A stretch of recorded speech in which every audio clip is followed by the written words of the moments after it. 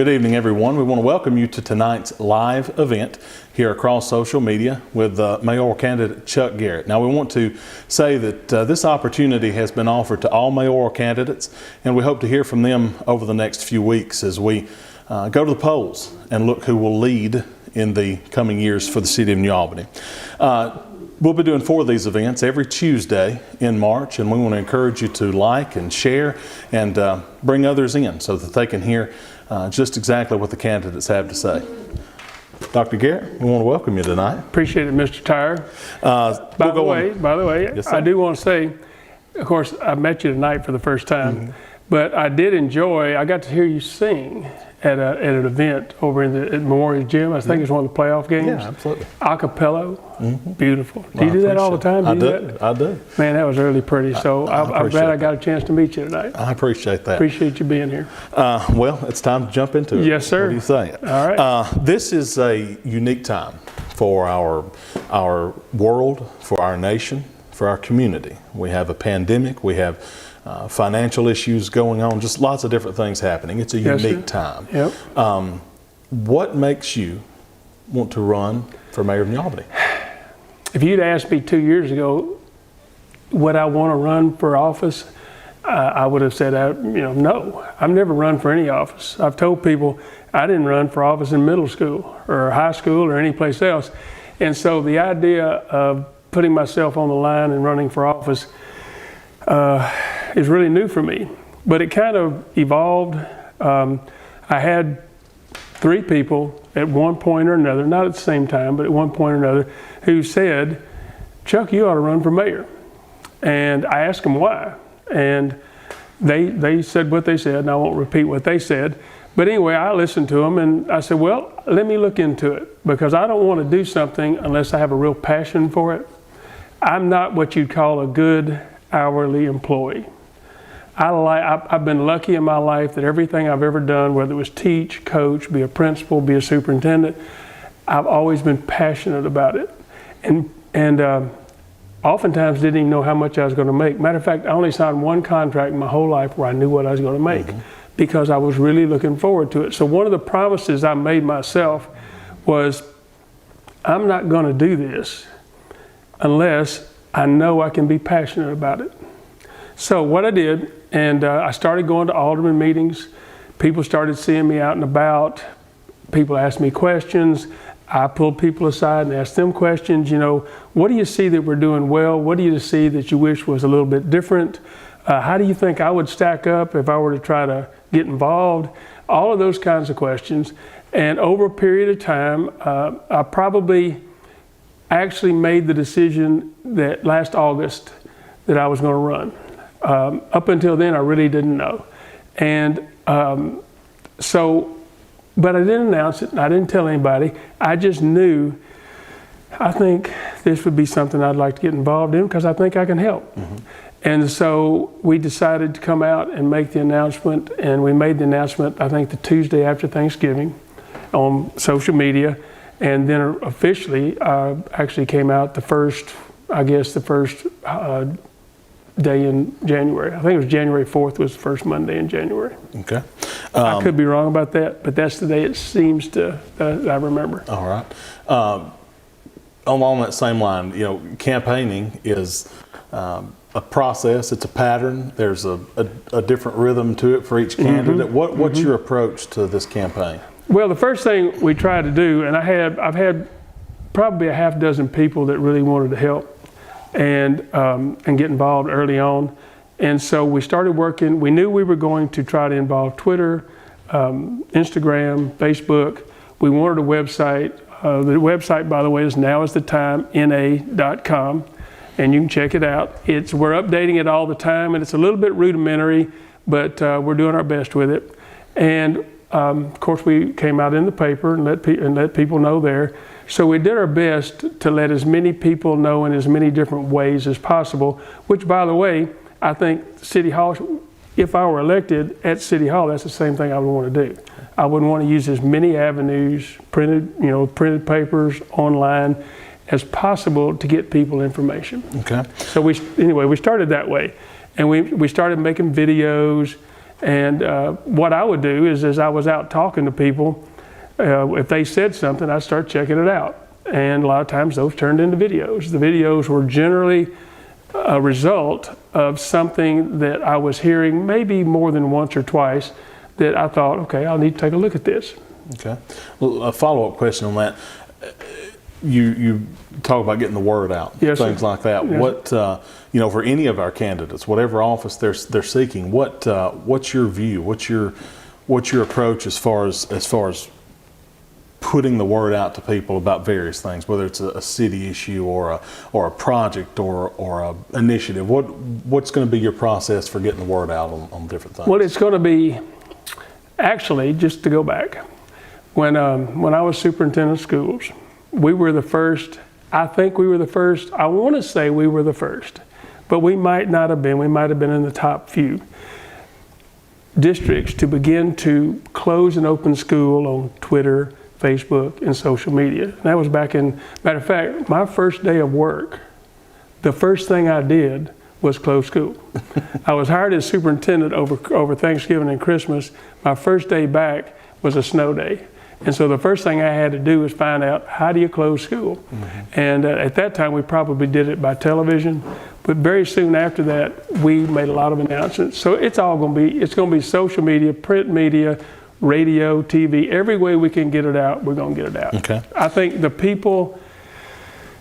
the people know what we're doing and they know the process of what we're trying to do and where we're trying to get, it's a lot easier for them to understand the small minutia of steps that we take, because sometimes those small minutia end up being the things that are controversial. Mm-hmm. Well, why are they doing that?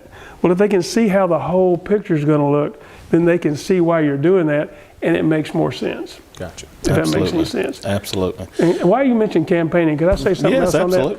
I do want people to know I was intimidated about campaigning, and I still remember the first door I knocked on. And you hear horror stories about how things go on campaigns sometimes. Everybody's been gracious. I've had some wonderful talks. Matter of fact, I've had several times. The typical campaign day for me, especially when I'm out walking around, is I knock on the door and maybe nobody's home, so I put a little card there. I go to the next door and we might talk for 45 minutes. And so sometimes I think I'm going to go out and maybe go to 50 houses over a 4 or 5 hour period. And sometimes that 4 or 5 hour period ends up being more like 15 or 20, just because I get to see a lot of people. I reconnected with people. I worked in Tupelo for a while, and so I got a little bit away from some of the population here. And so I've been able to reconnect with old friends. I've been able to meet people. I met a diverse group of people and listened to a lot of their ideas. And by the way, thank you for sharing your ideas, because your ideas are what's helping me build the platform, as well as, of course, obviously the employees of the district of the city, because and the alderman meet. There's a lot of ways you build a platform, but a big part of it is what you've told me. Absolutely. So let's shift gears a little bit. Infrastructure. Yes, sir. Specifically, water in New Albany. A lot's been said about water quality in New Albany. Lots of different thoughts and opinions and things on that. How do you see the progress on our water quality and water infrastructure in New Albany? Man, I'm glad you asked me that. I really am. The good news is the water is better today than it's been in a while. Bill Maddox and his crew have worked really hard to improve it. They use chlorine in the water. They use phosphates to kind of neutralize some of the iron that gets in the water. They flush the pipes. They have several strategies that they can do to make the water better. But of course, the bad news is, in order for it to really be how it ought to be, they're going to have to replace the cast iron pipes that in New Albany and a lot of places are 80 and 90 years old. And those are hard to replace. They're time consuming, they're expensive. A lot of times they're under the road. So when you replace a pipe, you have to dig up the road. Now you got two problems. You got to take care of the road and get the piping out. And so it's a very difficult process. It's time consuming, it's expensive. And but it's necessary. And I have heard out there when I'm listening to you guys, I get more complaints from the north side than anywhere else that their water is too often discolored, that they wash their clothes and the whites come out with a little tinge of orange. And New Albany cannot be a great city with bad water for too many of its citizens. And so I'm glad you asked, because I think it is really important. And actually, I have kind of an idea of how I want to get to it to try to expedite things. Because again, Bill, NALG&W, working hard, working smart, doing the best they can. Couldn't support them more. If I have anything I could do, it would be to expedite what's happening. And the way I would like to at least explore doing it, and I think it's doable, is let's imagine, can I imagine for a minute? Absolutely. Okay, Absolutely. Let's imagine that we're spending $75,000 a year to make the water better. And I've been told it's going to take about 10 years to get it better. So let's imagine that number is $750,000. Now it might be $150,000 times 10. I'm not sure of the exact number, but I have been told with pretty good, and I believe it, that we're looking at about 10 years. What I would prefer to do would be to get a capital improvements bond passed and do it in a year or 2 or 3. And the only reason it might take longer is, again, when you start messing with the roads, you got two problems. You got piping and roads. And so I can see how it might take more than a year. It might take 2 or 3 years. But we take the money we got from the bond, we go ahead and do it in 2 or 3 years, and then we use the money that we were already paying every year, $75,000 if it were, for 10 years. That's how you pay off the note. One thing you save is things aren't going to get cheaper. Replacing those pipes is going to get more expensive every year. So we'll save a little money there, and it'll cost us some money on the interest. And generally, cities can get a good capital improvement bond for around 2%. Absolutely. Speaking of infrastructure, and let's turn a little bit to the fine people that make those projects happen. Those public employees, those city workers that make it happen. Yes, sir. This few months ago, issue of a salary increase came up. I think the target number was 3%. It wound up being 1,000%. So, excuse me, not 1,000%, 1.5%. I can't imagine not that anybody was unhappy with 1,000%. I was thinking. Really sorry good. about that. My brain slipped for a minute. 1.5%. 3%. It was actually 1.5%. Yes. What's your opinion on that? Well, this came up at the August meeting, and as a matter of fact, there ended up being 2 August meetings because of how the first one went a little bit. I think city employees should have gotten a raise. I think, and for a couple of reasons. One is they work hard, they do a good job, we depend on them all the time. You know, when the snow was out there, they were out there. Mm. But all year up to the decision about the 3% raise, for at least half that year, we were in the middle of COVID. And these people, again, were at the post. They were working, they were out being policemen and firemen and handling the electricity and all the things that we need them to do. And I think if you're going to ask people to take special risks, there couldn't be a worse time not to go ahead and give them a raise. And the second part of that is, it's my understanding that some of the CARES Act money, the COVID relief money, could have been used, that the city received, could have been used to help pay that raise. And so I think for us not to have given them, I think the timing was bad. There may be times when a raise wouldn't be appropriate. I think most times it would be appropriate, but I think there might be a time, finances or such, you can't do it. But this was a difficult year to tell the public employees no. Follow-up question on that. Or give a half measure. Do you think, if elected, do you think that would be toward the top of your priority list? Absolutely. A city's no better than it's the people who work and live in it and take care of it. Our employees are extremely important, and they do a good job and they work hard. And I think what I would look toward is a way to do a little bit more of a salary schedule kind of thing that builds over years, so that if you have if you know what a salary schedule is going to be for each of the city employee job descriptions, and you can budget for it, you can look 3 years out, 5 years out. So I would rather see a salary schedule that had incremental raises each year. And if the city wanted to do additional that, they could always raise the base of that schedule. Absolutely. While we're talking about salaries, what say you on alderman and mayoral salaries? I'm giving this a lot of thought. And by the way, I could be wrong. I can give things a lot of thought and still mess it up. So I understand that. But I have given it a lot of thought. I think when this election's done and the mayor and the 5 aldermen know who they are, I think they ought to get a salary that's for 4 years. I don't think they ought to be involved in those salary increases. And then at the end of 4 years, we look at what should the salary be? Okay, we've had inflation, we've done this.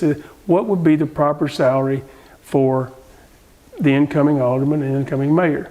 And so I just think, in the same way it is for almost every politician you vote for, I mean, Tate Reeves' salary is going to stay the same for 4 years. Mm-hmm. I think that's true for most everybody in the legislature, Senate. And so I think that is probably better for elected officials to come in and have the same salary for their term. I'll go on and ask the question. As mayor, if you were elected, what would you think your salary should be?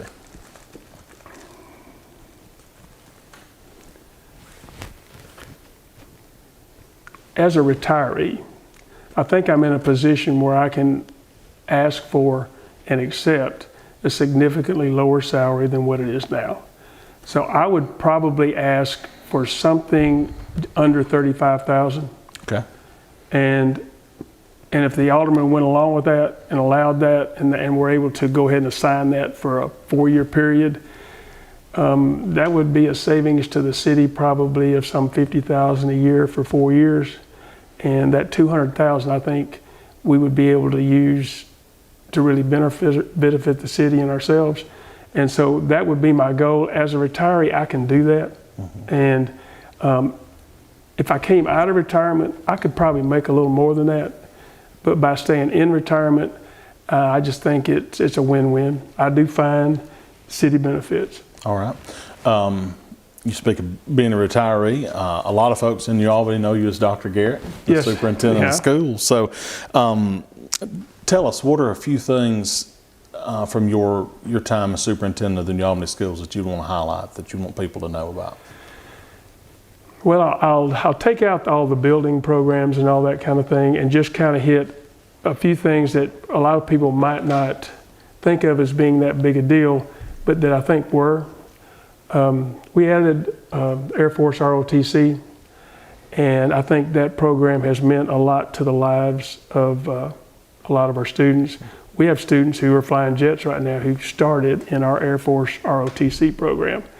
And when I look back on things that I'm proud that we got started, that's certainly one. Another one, and again, people don't know much about this, but some of you will remember when the MHSAA had 5 classifications. And what that meant for New Albany is we were often in the same district as Oxford, West Point, in schools that were twice our size. We would have 550 students and they'd have 1,100. And West Point can win 6A state a lot of times. And so because of the number of students they have. But at that time, 4A was the hugest grouping of students for any of the classifications.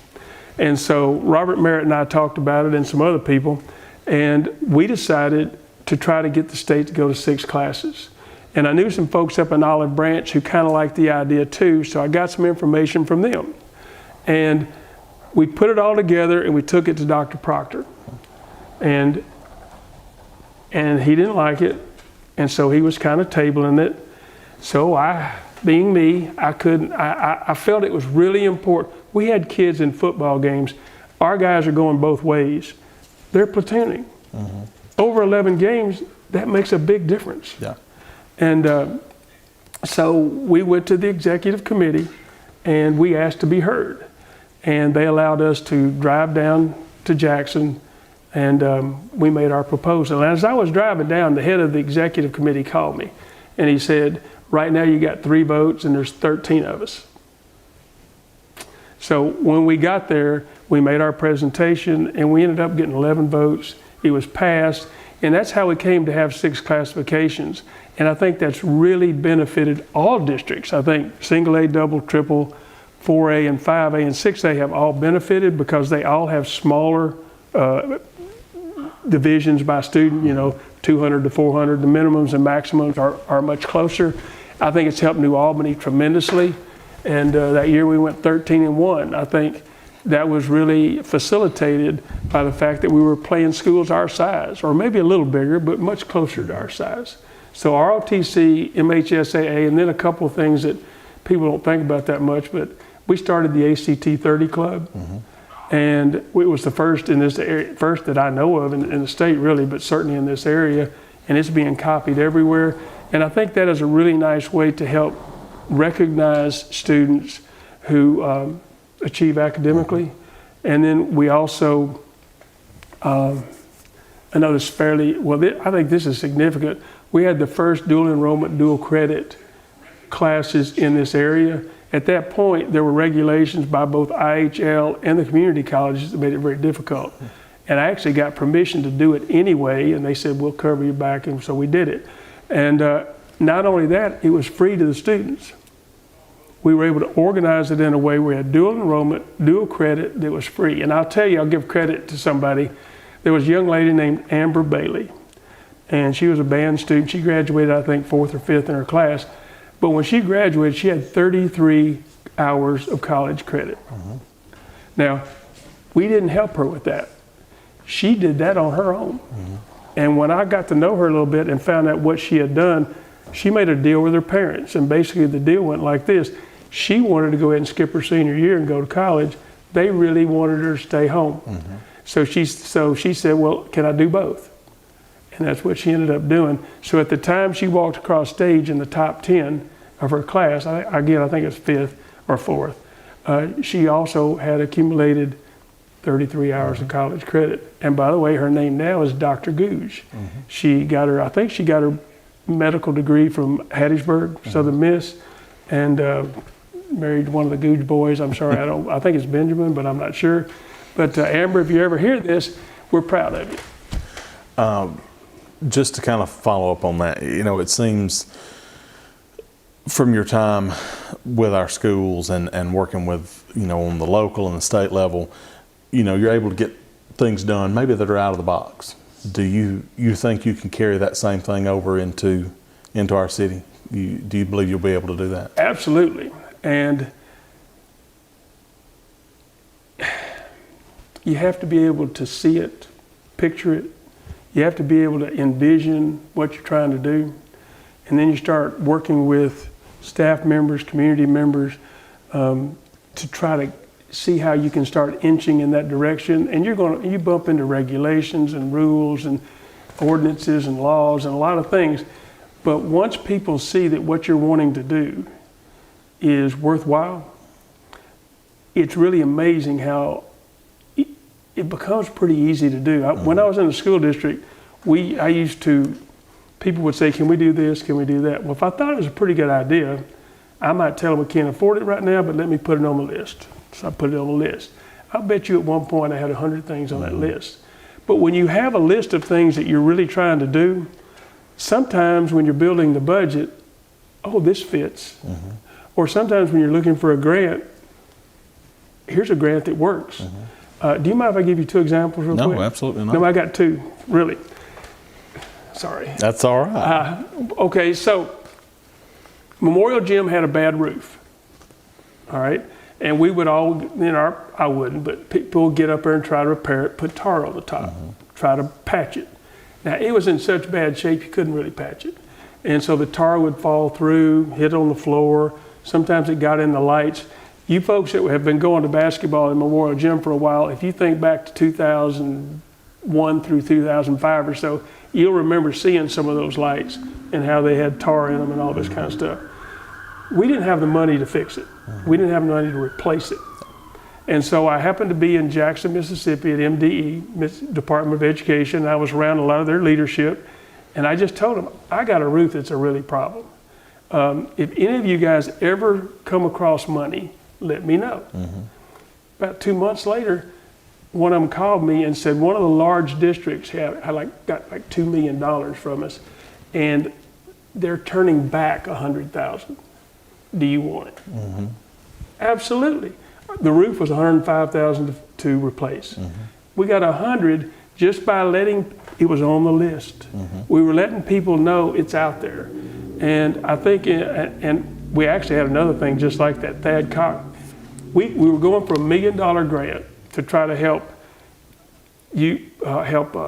supply the facility at the elementary school, in particular, that new phys ed building that's there. And that thing cost about $850,000. It's 10,000 square feet. But we wanted it to be a place where the kids could do unique things, mm-hmm. climb the walls, look at the TV on the thing and kind of dance for some kind of program. But we also wanted to kind of enhance what was going on in the PE programs at both high school and middle school. So we wrote a $1 million grant, got turned down. We submitted year 2, got turned down. It just so happened that I had a reason to be in Washington, D.C. after that. And so I called Thad Cochrana's office, and being the gracious gentleman he was, and representative, by the way, his wife was from New Albany. Mm-hmm. So he said I could see him. And I went up there and I told him, I said, I've tried twice. Well, he was in charge of appropriations, I think, at mm-hmm. the time. And lo and behold, this year we got the grant. Now, I don't know if he did it or not. Mm-hmm. I know we got it, and I know we were tickled to have it.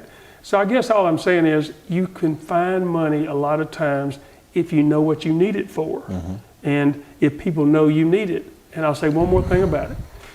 People who give you money, people who award money, like to see it well spent. They like to see success. They want to come down sometimes and take a picture with you, put it in the paper. They like pictures with successful stuff. Mm-hmm. They don't like when they give money away and it ends up being wasted. And so again, when we had that 100 things, we had thought those things out. Now we had some things, we had one thing on there that we never got done. Mm-hmm. We had a couple of close encounters with getting to it, but we just never could do it. But anyhow, that's how I look at that. Speaking of money and money that needs to be well spent, sometimes it can get very costly. Roads and streets. What would you do about roads and streets in New Albany and improving them? Well, let me make the first thing I say is, obviously, if there's an emergency, you have to have some money to be able to handle it. If you got potholes, you got to fix them. You can't have cars bumping into potholes and say, we can't fix it, we don't have the money. So the emergency type items, you have to have a fund where you can always fix that. Now beyond that, what I would look at, and in 2015, there was a company out of DeSoto County, came down here and did a great assessment of all our roads. And what they did is they rated the roads from 1 to 10, with 1 being pothole ridden and 10 freshly paved. And then all down the line, you can see the little spidering that happens. That spidering, what happens is when the water when it rains, especially in the winter, and it freezes, that spidering gets bigger, because a lot of times you'll see when snow and ice melt, there's holes in the street, mm-hmm. and that's part of how that happened. And so what they did is what you basically do is you decide what level you want your streets. Do you want them a 6? Do you want them a 7? Do you want them an 8? And all that has to do with money. Because if you say I want them to be an 8, it's going to cost you a lot more money than if you say I want them to be a 6. But if you say, okay, I want them to be a 6, I want the standard in the city to be a 6, then you just put it on a rotating basis where everybody's roads they're all dealt with systematically. Mm-hmm. For instance, you might know 3 years out, this is when this road's going to get attention, significant attention. This one. They would all get attention, they would all be there. Now that would tie into something you said earlier about light, gas, and water. Mm-hmm. If we're going to dig up pipes and that's going to tear up roads, it would be nice if light, gas, and water knew when that road was due. If it's mm-hmm. due 6 years out, it's a good time to do it. Yeah. If it's due a year out, maybe we want to delay that one a little mm-hmm. bit. And so you end up saving money by having a systematic approach to the roads. That's basically what I would try to do. And let me say this, we mentioned it at the beginning, we have a few more things we're going to discuss. If you've got a question or a comment, put it on there. We're going to hear from you at the end, so be sure that you let us know that, and we're going to get to those questions at the end. Be gentle. Yeah, be gentle. A couple of other things. Let me ask a follow-up on the roads and streets. Now, New Albany has got a pretty active population. Yes, sir.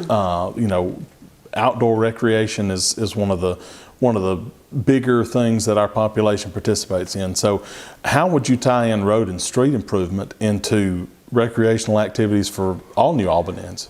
Well, the first thing, and what I've done is I've read a lot of what other cities do with their road policies and such.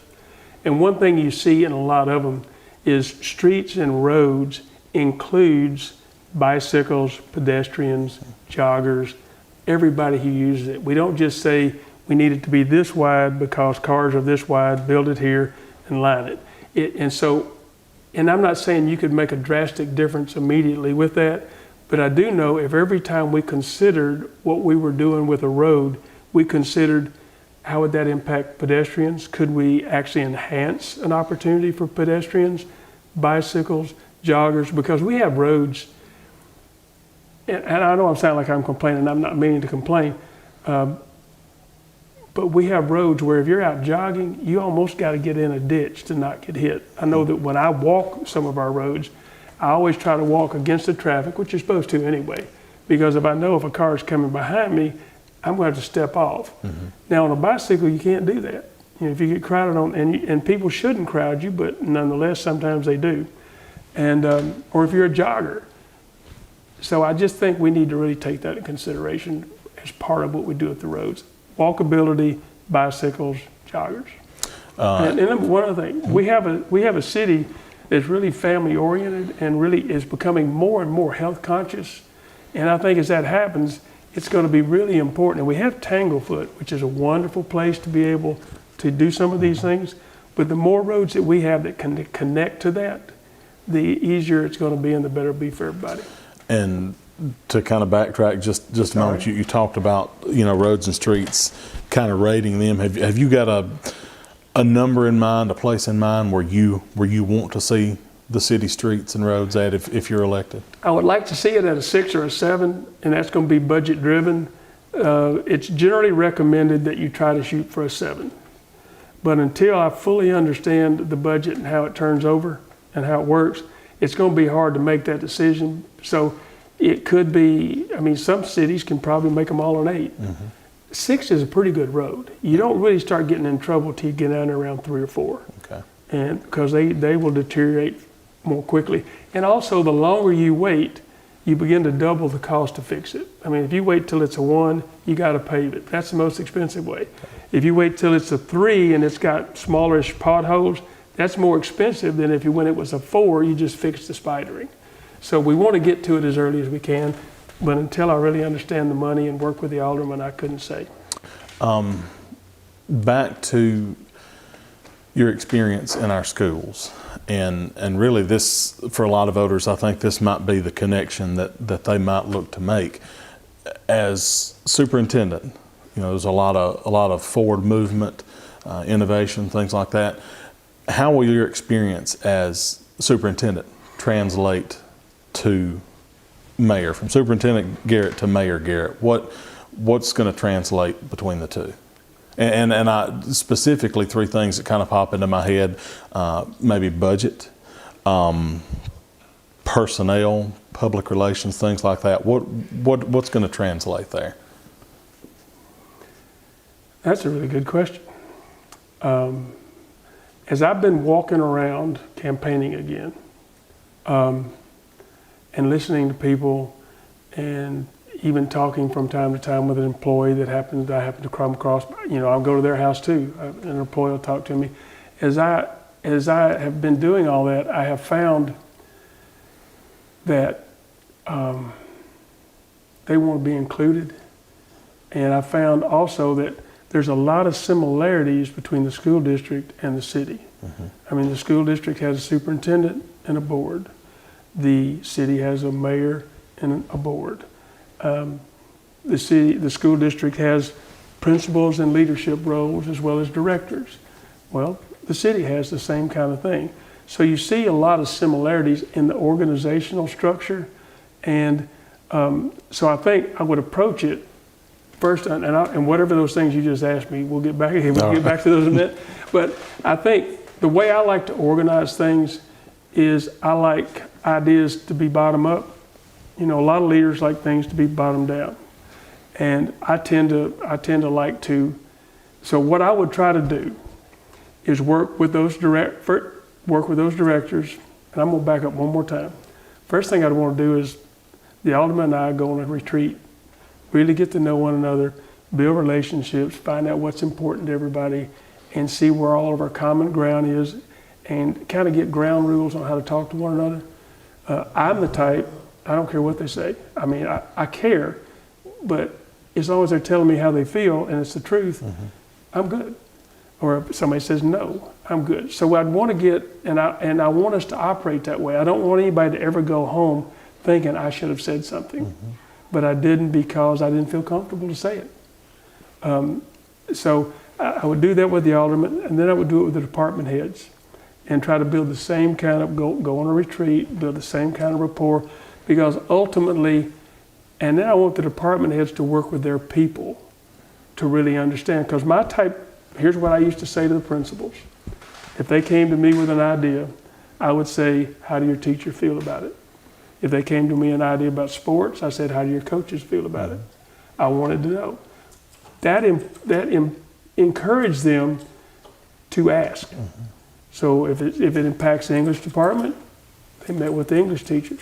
I want to know, are all of them on board with this idea? Or who, if they're not, who's not? Or more importantly, why not? What do they see as the problem?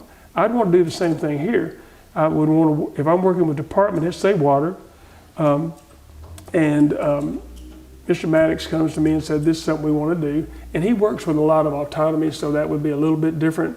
But I would want to know, have we had any input from the people you're working with? And I know him well enough to know he would have. And but the same would be with the chief of police and everybody else. If Mr. Payton came to talk about the streets and he had some things he wanted to do, I'd want to know, how do your people feel about it? You avoid surprises. If you don't ask that question and then you go do it, and then all the flack starts happening. But I found if the employees know what's going on, the directors know what's going on, the mayor knows what's going on, and the aldermen all go, and they all know it during the whole process. Now this applies to budgeting. You said budgeting a minute ago. How would we budget? Everybody has an opportunity to let me know what they think they need. They need to develop that by listing things they hope to do. Those things some of those things they want to do or buy ought to come from their staffs. We need. These are things we need. And so they get built that way. I kind of stay aware of them. I give the aldermen some preliminary ideas of what's being said. I go back down the line with so it goes back and forth, and you build a budget by first having each department determine what they think they need, submitting it, doing a little fresh run with me, maybe with the alderman, sending it back, and you go through that process with everybody.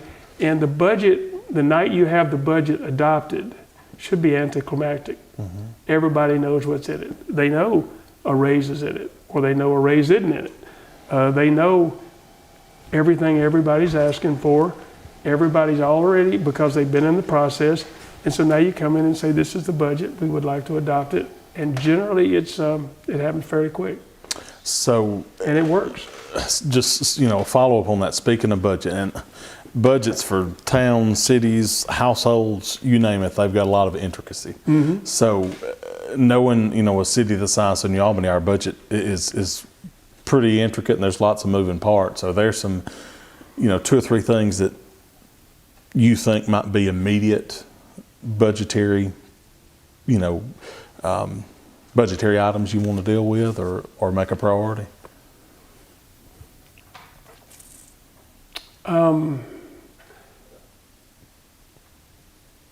Probably if I were going to, I don't know that I have one that I can say. And again, I'll preface that with you're not privy to being familiarized with the budget. So well, and also, if I say what I'm wanting to do, and I've already violated the thing I just said. I said before I make decisions, I'm going to hear from the department leaders. Exactly. And so if I say I want to do this, and then I find out, well, the police need 2 more cars. Or in personnel, because of our growth, we need an additional person on the police force or wherever. And so as soon as I say something, I feel like I'm beginning to pigeonhole myself, and I haven't even gotten the input that I've just said that I was going to be able to have.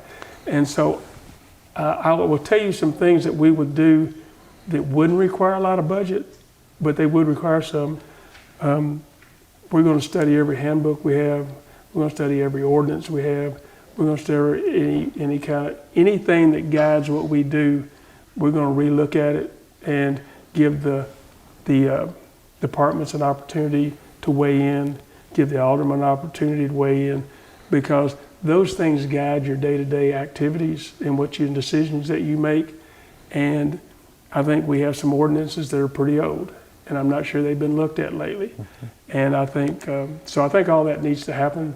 And I do want to say one other thing that's unrelated a little bit, but I think when we take on tasks, and we have a lot of, some people would, I think it's important that we take a good look at continuing to develop park along the river and to continuing to maintain it, build it, make it better and better. I would want to assign probably a committee that worked with that, many of whom weren't employees, to help. There might be things that we might have a task force for. We might have a board, a commission. Like we used to have a park commission board, it was pretty active. We might want to look at reinstituting that, because I think when the people who care about what goes on in the park commission have an opportunity to be on a commission, then you get a lot more good input and a lot more done. And so I would look to try to use more committees, commissions, and task force to get into these kind of things that we're talking. And the roads would probably be a task force thing. The Tallahatchie River, if we really want to develop that, that would be a task force kind of thing, because you're going to need the Corps of Engineers. You're going to need a lot of professional people involved in it. So I know you didn't ask me that. No, absolutely. I had to say it. We asked earlier for your input, and I think we've got a few questions from those of you who are out there in the social media world. So I've got a hand coming in here. A question here coming in from Scott. Says you mentioned fixing malfunction junction at Highway 30 and I-22. I have. How could that issue be fixed? What's your plan on fixing that issue? There's a roundabout. There's actually been a drawn plan for a roundabout there. Now, I think it would have to be more, ours would probably be a little more oval, just because of the propinquity of businesses and such to the road. But I think that's a very doable thing. I think it's been talked about since 2009. I saw a newspaper article in the Gazette when I was researching that thing. I think it was 2018, where there was actually a drawing of it.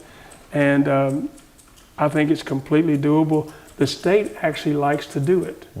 They think they're less maintenance, they're less difficult to maintain than what we have now. They also would remove some red lights. If you use a roundabout, there's not red lights in the middle of roundabouts. They're at the beginning and end. And so, Scott, yes. Scott, I'm committed to get that done, whether that's going to be a 1 year, 2 year, 4 year deal. I think it can be done. And I think it'll make us look more progressive. I think people who come through there will look at us a different way. And I think it's important that we do it. I hear another question coming there. Let me ask. It's also largely state funded. Well, let me ask a follow-up on that.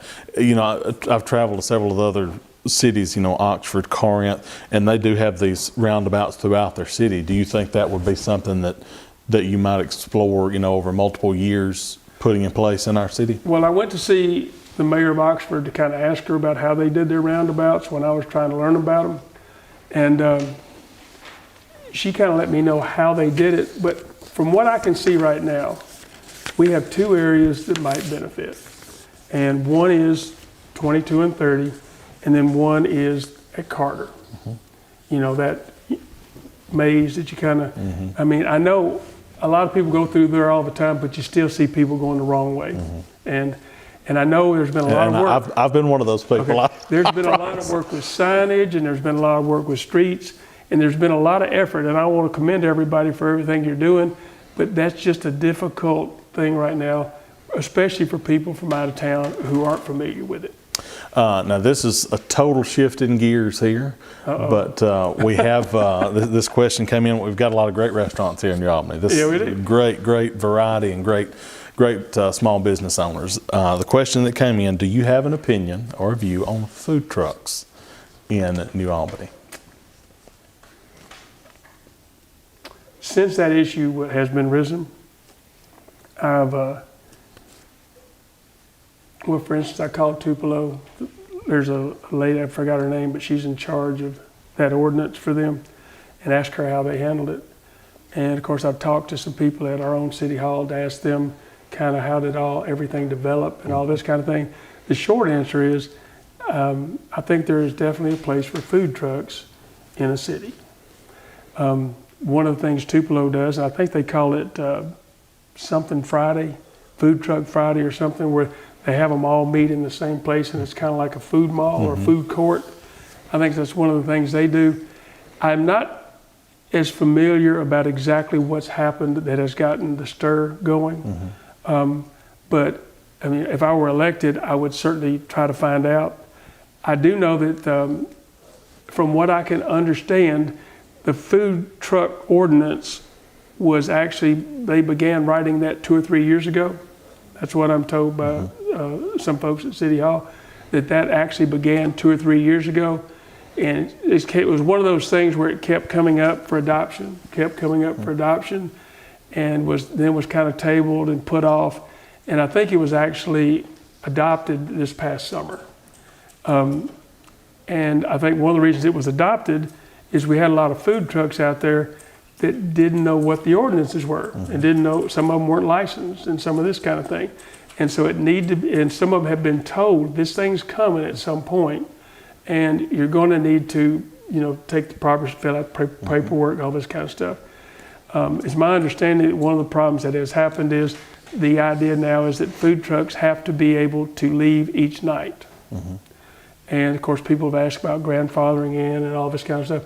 And honestly, I'm still not intelligent enough, or I'm not educated enough about all the pros and cons of it to weigh in, other than to say that if elected, I'll certainly look at it, and I'll do all I can to work with the alderman and make it as fair and equitable to everybody. To kind of put a bow on our time together tonight, Right. we want to remind everyone we have 3 more of these every Tuesday in March, and this forum is open to all mayoral candidates to engage with you, the voter, in this forum. So we encourage them to do that. This is our first meeting together tonight with the people. What do you want folks to leave with tonight? Anything that you want to give to them tonight as we end our time? Well, the main thing that I would say is, I mentioned earlier, I didn't want to do this unless I could be passionate about it. And I realized when I started waking up at 5 in the morning, that's what I used to do when I was superintendent, because I couldn't wait to get to work to get on the next thing. And I am passionate about this. I think New Albany is a good town. I think it can be a superstar. I think it can be a show place. I think we can do so much more. And honestly, I'm passionate about it. We talked about water. You can't have a great city and water be not what it ought to be. It needs to be incidental. It needs to be it needs to not matter. It needs to be so good that it's not an issue, is what I'm trying to say. And as long as we have things like that are kind of between us and where I think we ought to be, whether it's Park Along the River, the Sportsplex, Tallahatchie River, I think would be wonderful for us to be able to develop and all this kind of thing. Again, on my website, I've now got 23 things listed that I would want to be working on. And if you go to nowisthetime.na.com, you can see those. And maybe next Tuesday you can ask me about some of those. We want to encourage you to take time between now and next Tuesday to get up to speed on the events, to see what the issues are, things that maybe you're passionate about as a voter. And more than anything, we want to encourage you to vote. You have a voice, and we want you to use that voice, right? Can I get one more thing? Absolutely. Since he's saying that, that's great to say. Absentee voting is already open. I'm running in the Republican primary. you can absentee vote. The Republican primary, like the Democratic primary, will be at the Community Center, 307 Wilson Street. And I urge you to get out. And actually, he can say that you need to vote. I'm going to say, I would really appreciate your vote. We want to encourage everybody to vote, and he'll appreciate your vote. And we appreciate you taking the time with us tonight. Well, thank you. And thank you. Thank you, voters, for joining us tonight. And we want to invite you to come back next Tuesday, same time, same place. Have your questions ready.